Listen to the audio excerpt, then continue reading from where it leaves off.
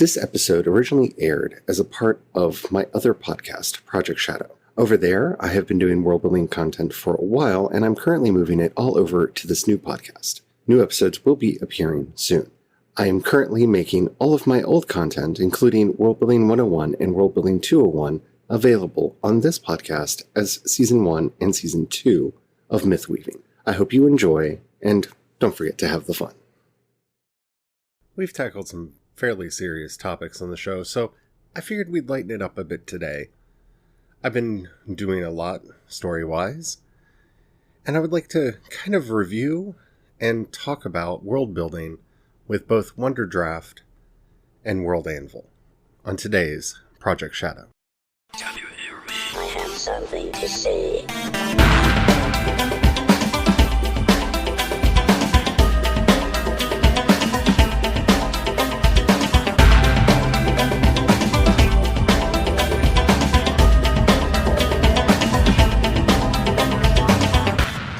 Project Shadow starts now.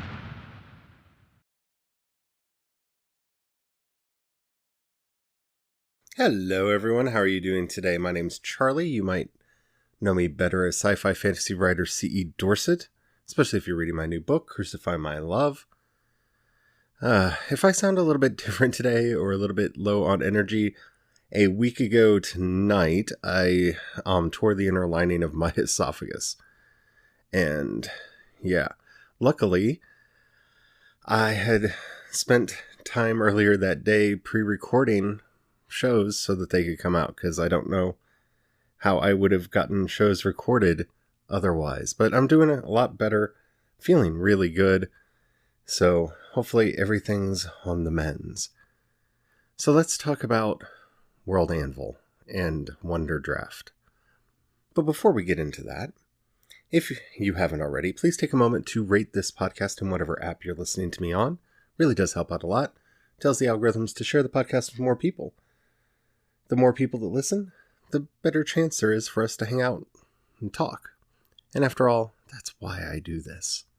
Even when I don't really feel so good. No, I am feeling a lot better. I just haven't gotten all the way back to 100% energy yet. So, you all know that I love world building. It's one of the things that just really motivates me and makes me want to continue writing. In fact, I kind of enjoy world building a little bit more than I do the actual process of drafting a book. So one of the things that we've decided this week, and by we, I mean me and Brian, because I like to bring in other people when I'm making decisions as far as my career in writing, is I'm going to be taking all of the world building stuff that I've been doing for myself and posting it over at World Anvil. Which, if you don't know, World Anvil is a wonderful community website designed for hosting world building, be it for a game or a fictional universe, anything. It's really got some powerful tools and I love using it. I have mentioned it in the past and kind of thought that it would be something that I would do, but it was more of like a background process that as I was refining my notes going forward, I would edit them and get them into a form to post over there. The decision that we made this week, because I think the worlds that I develop have so much in them that you all never get to see, that it would be really fun to actually kind of make world building the primary activity for a while. I already have a draft finished for Sanctify My Sins, the second book in the Mask of the God series, and I am just about ready to start writing Glorify My Name, which is book 3. And I thought what I would actually do is take some time and start building out World Anvil and putting up all of the information that I have. I have actually written up quite a few in-world documents as a way of helping me to understand how various activities were done, how various things came about, how things, manifested in the world. And I would like to share that with you all. So it's going to be a very different kind of writing, and the easiest way to keep up on that is you can either create a World Anvil account and follow the Ash Dancer World Anvil, the Ash Dancer World over there, or I will be tweeting and posting to Facebook the articles as they're written. I'm having a lot of fun with it because there's so much in my mind. There's so many stories that are never going to be told in the books. And this gives me a place to put those so that you all can see them. For example, there's a one-off line in the book that their ship, the Kurenai, was named after their favorite sword saint that they used to read stories of. This actually gives me a chance to put up at least a basic article about Kurenai so you can get a sense of who that was and why he was so important to them.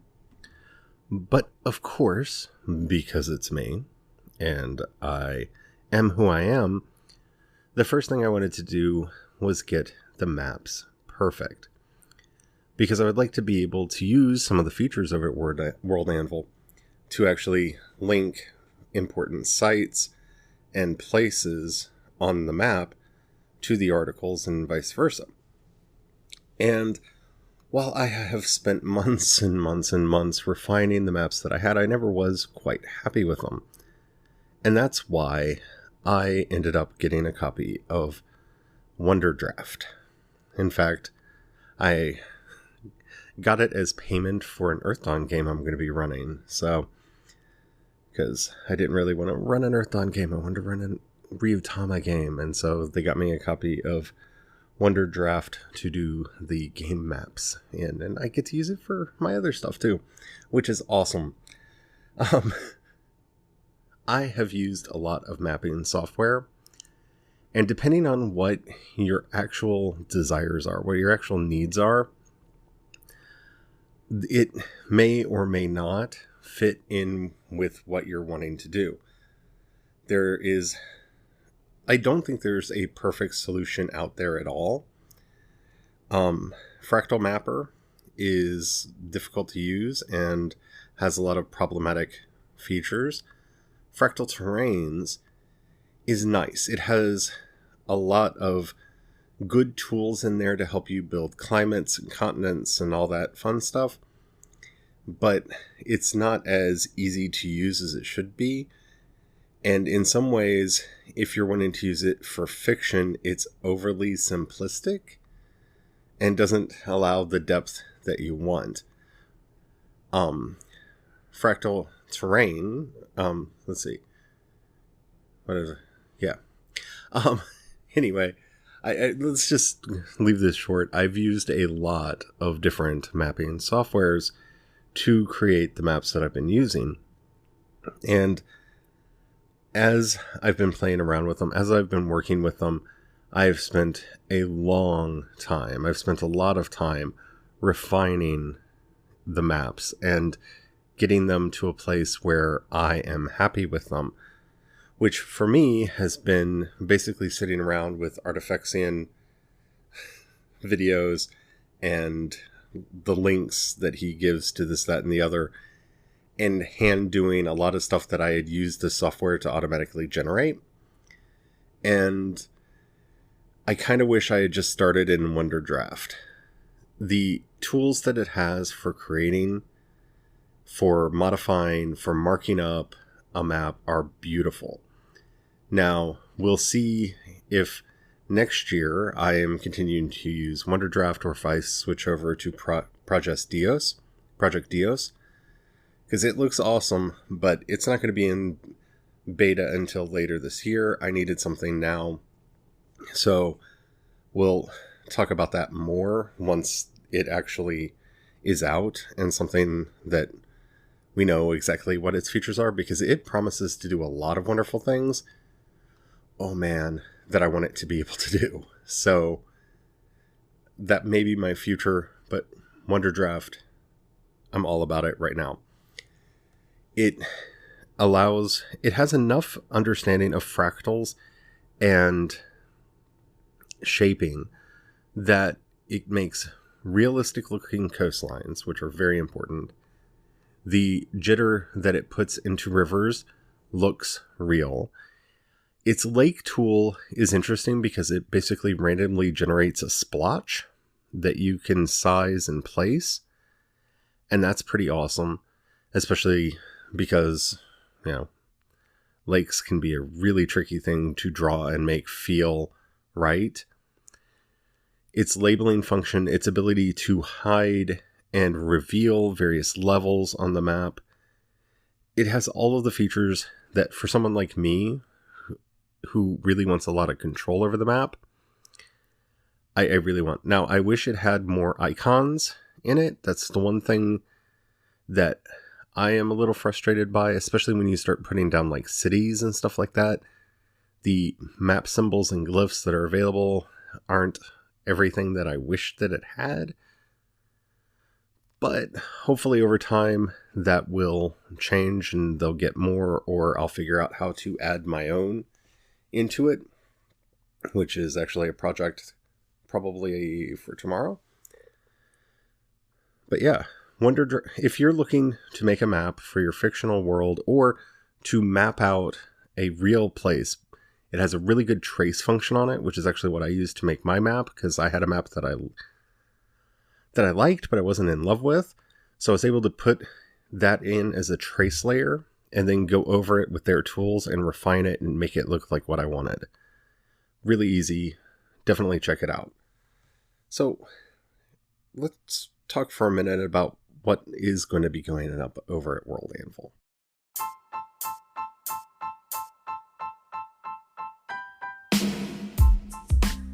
So, like I said, I have a lot of stories about the setting and the world and the history of the various nation states and locations and people and all kinds of stuff that I would really like to make more open and accessible for you all. Because to me, that's the most fun part of getting into a setting. Actually, I just gave it away right there, right? It's getting into the setting. Like, I love reading books. I love watching movies. I love getting into TV shows and whatnot. But the thing that really hooks me and the thing that stays with me is a setting that I just want to spend time in. This is, I think, one of the main reasons why Star Trek, Star Wars, Dune, and things like that have really stuck with me, Tolkien and whatnot, because there's so much there to get into that's interesting and well done and well crafted, and it makes me just want to learn more and to see how all of these complex pieces have been put together to make the story work. Oh man, I love it. It's such a important thing for me to see how all of that got put together. And so in constructing my own fiction, I do a lot of that, but I write it kind of in my own note form so that I can easily use it, which is one of the reasons why I'm going to have to actually write articles for the site and put stuff on there. Now, I don't want you to get the wrong impression here, but one of the things that World Anvil is really good at is it has kind of Wikipedia type templates for each and every kind of thing that you would want to actually post about the world. And I'm going to be using those to tell the story of the setting and the characters and the magic and everything in the world of the Ash Dancer. I have also set up a world for the Dragons of Night setting that I write in and the forthcoming science fiction setting, which once I get more knowledge about that, I'll talk about that more. That way, as I'm developing them, as I'm working on them, as I'm doing the things that I do, I can take the time to actually go ahead, make the articles, and just make that a part of my routine. One of the nice things about World Anvil is they let me put a link to the Patreon on there. And while that may seem, a simple, small thing, it's really hard to make money as a writer. And the idea that I can tell all of these little side stories in all the ways that I want to tell them and have a chance of it helping to support me is huge. It's really huge. It's one of the biggest problems that I have with working on Wattpad, because yes, I want people to read my stories. Yes, I want the stories out there, but I also still have to find a way to make a living, and balancing that need to make money with my creative interest in getting as much information out there as I can to as many people. Oh, that's tricky. And there's part of me looking at World Anvil, because they have a tier I can sign up at that would allow me to make certain articles patron only. And I don't know what I would make patron only, though. If you have any suggestions, let me know. One of the things that I thought I might use World Anvil for, if I eventually upgrade to that tier where I can put patrons only content up there, is a place to house draft copies of forthcoming books. So patrons would be able to go over there and actually see the drafts of Sanctify My Sins and some of the other works that I have in progress. I think that might be a really interesting thing to do, though I would love to hear from you all about what you would want. Because the biggest problem for me as a creative person is I feel like every time you ask somebody for money for something that you've created, it feels greedy to me. And it's one of the reasons why I'm so bad at it. I mean, if you've listened to this podcast enough, when I do the Patreon thing at the end, you can always hear the reticence in my voice to do it, because I don't want to sound greedy. I want to share. I want these stories to be out there because they mean so much to me. I want these characters to be out there because they mean so much to me. But at the same time, there are bills that I have to pay.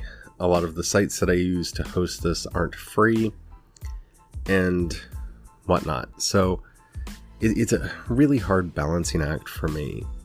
But just the idea that this might be able to bring more people into the worlds that I write in and get them really excited like I am about them, with that just chance that they might become a patron, it makes it easier for me to work at a place, work on getting all of this information out there. Just because, I don't have that little demon in the back of my head screaming at me, "You're not doing anything to make money right now. How are you going to pay your hosting costs? You need to do something to make money." Which is a demon I really wish I could shut up. Because, I don't like it. But given the world that we live in, it is something that I have to cope with. So, I'm very excited. The tier that I am paying at should actually remove ads for you guys, so you guys shouldn't have to see ads either, because I know how much they annoy me. So, I don't know, I'm excited. I'm really excited about this, and I hope that you all enjoy what's going up there. For those of you who have been reading the books, I would love it if you contacted me and let me know what articles you're most interested in, so I can prioritize them. Because right now, I'm being very, direct. I'm starting with the Mask of the Gods stuff, and so I'm working on the article about Kishan right now, and then going into, digging in from there, and then, writing the articles on the characters and their cultures and the magics that they have.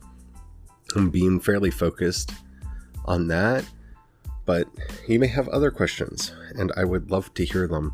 So please do let me know what articles that you would like me to be working on. I might also start dedicating episodes of this podcast to talking about some of the content that I post over there, just because, like I said, it means a lot to me, so hopefully that will be all right. mean, I already kind of know that if I'm not talking about something from Disney, Marvel, Netflix, Star Wars, Star Trek, or something like that, a lot of people tune out the episodes. But, I don't know. I want to talk about the things that I find most interesting, and I don't want to limit myself just to what is popular right now. Because I know from experience back when we ran a blog network, chasing that dragon is how burnout happens. So I want to thank everybody who is listening, who made it this far into the podcast. You're my hero. You make all of this worth it. And hopefully my energy will be back and I will be able to, really go after things. So we've come to that portion of the show where, if you haven't already, please take a moment to rate this podcast in whatever app you're listening to me on. It really does help out a lot. If you have a buck that you can spare, you'll find a link in the show notes, both to my Patreon and the community support tab. Difference between the two is people on Patreon occasionally get stuff.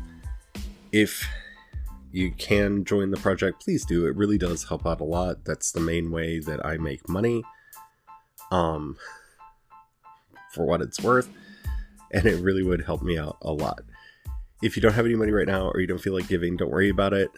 I really do this because I love the conversation and I want to share with as many people as I possibly can. If you have any questions, comments, or topics you'd like to hear discussed on the show or over on World Anvil, you can hit me up on Twitter. I'm CE Dorset on both Twitter and Instagram, or in the show notes you can use the voice message system to send me a voice message. Yeah, I think that's about it. Thank you all for everything. I'm glad that the heavy episodes that I did went over so well. We're almost done watching The Wu Assassins over on Netflix. And I have things to say about it. So be looking forward to that. And until next time, don't forget, have the fun. Bye.